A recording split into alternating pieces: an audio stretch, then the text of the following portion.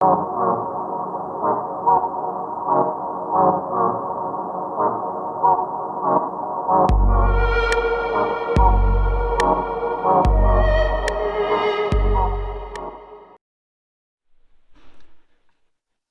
tuning in today on slip tip rigging on Polespear. This is Polespear rubber.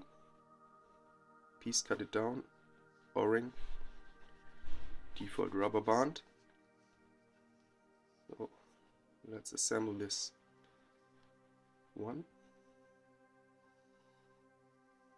It's the headhunter idea, getting tension on the slip tip line. Under. Use Solavin and get it tight. I do not pull now. It will break, but if you use Solavin, this will tighten down pretty nice, and you can do the same knot on this side going over the body of the Polespear. As a stopper, I use this cut down rubber piece. Let's have a look. This is the Christ slip tip, tree cut, hollow braided 2mm Dyneema overhand knot cinched, and this will hide nicely in this groove here. So let's run down the injector rod, and we have the scaffold and the line running through this ring arandars, pretty nice.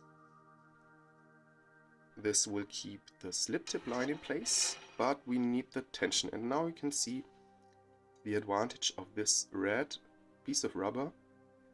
You can slide it up and down to adjust the right amount of tension for the tensioning rubber. This one here, as you can see, no more tension. And let's say this here breaks in the water, the tensioning rubber will fall off or whatever. Usually the O-ring is still on the slip tip line.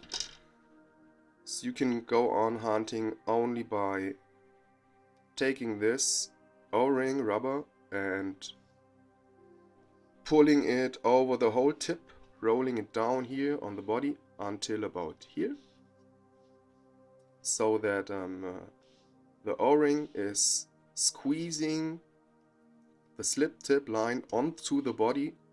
Get a little pull here on the line and you can go on. Let's say even this O-ring breaks, no problem. What do I do? Here on the loop for the resting hook, I always use an O-ring to keep the loop in place, and this has the same diameter, so I even could use this.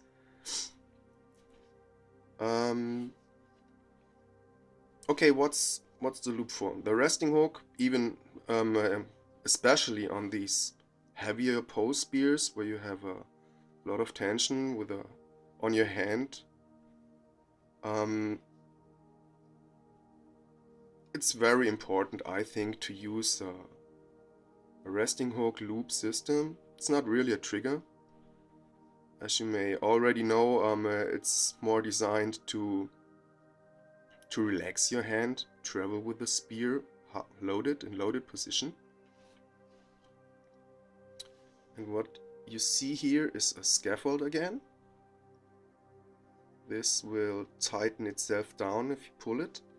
And I don't want to rip the grip zone here. The grip zone here is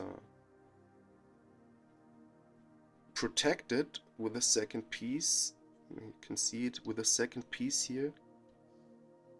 And all you need is some slide ridges like this here, or here I use the first ridge, and this scaffold loop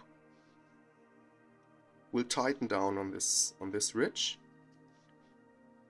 The position sideways is already pretty tight, but is held in place with the O-ring, and here you only have an overhand knot giving you the loop for the resting hook. And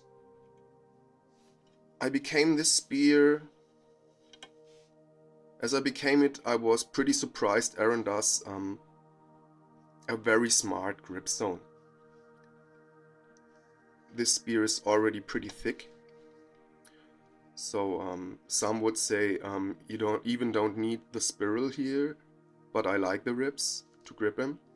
And personally, I do a lot of DIY post spears from golf drivers, skiing sticks, stuff like that. And this was the first time I realized, oh man, I could go a little bit smarter.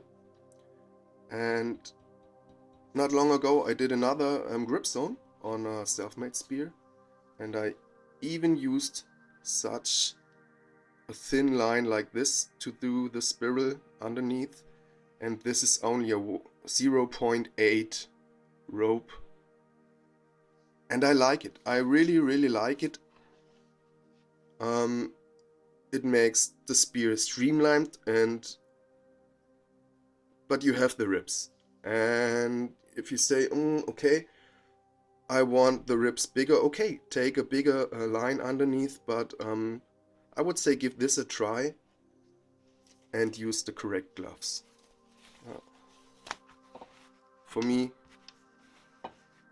I found football receiver gloves if I'm in the Mediterranean and I don't need neoprene gloves. I always use this. They are very sticky, very durable, they don't cost a bunch, and I like the camo.